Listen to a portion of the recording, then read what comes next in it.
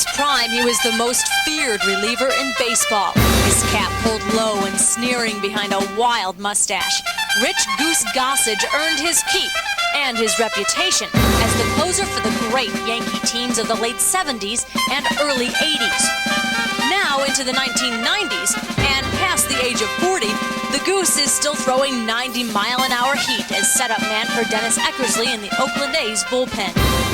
You know, I've always felt that, you know, I may not be Goose of old, but I still feel that I can contribute to a club and help them win. And Eckersley, of course, is the best reliever in the game today.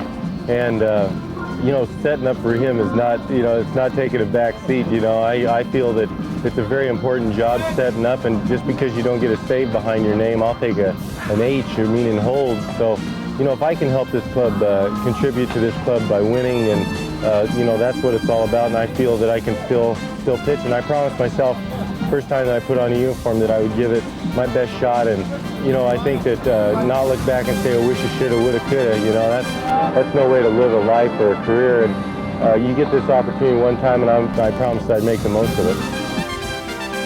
To say Gossage has made the most of his ability is an understatement. With more than 300 saves to his credit, he's got a genuine shot at the Hall of Fame. But more impressive than his numbers has been his endurance as Gossage performs in his 22nd big league season. You start out playing the game and you just, you know, want to put a big league uniform on one time, you know, and then you take it one hitter and one day at a time, and really that's the only way to approach it. I've been very fortunate to have been relatively injury-free. I've really not had any major injuries to my arm, and I've been very fortunate. I think that's due to mechanics and just genetics, you know. Of course, in these parts, Gossage will always be known for his part in the infamous playoff game of 1978.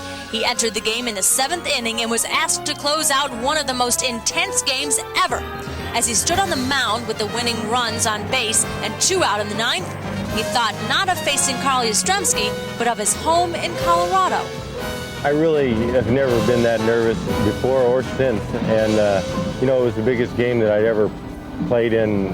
You know, when you play one game for all the marbles, you know, play 162 games, and you come down to a season where one game means the whole season, there is a tremendous amount of pressure. And playing in New York was added pressure, and then playing here in Fenway, really you couldn't have written out a better script for a pressure game. And I said that day that the worst thing that can happen is I'll be back in Colorado, you know, and it took all the weight of the world like it had been lifted off my shoulders. And he pops it up. Greg Nettles at third base. Backing up, he makes the catch, and the Yankees have won the division. The Yankees have won the division, beating the Red Sox 5-4 in a game that will go down in history as one of the most memorable, hard-fought contests ever. The Yankees, and there's George Stein. It's been nearly 15 years since that October afternoon, and Gossage has had his share of highs and lows. That big free agent deal he signed with New York pales in comparison with the money available today. But when the Goose says he's not in it for the money, you'd better believe it.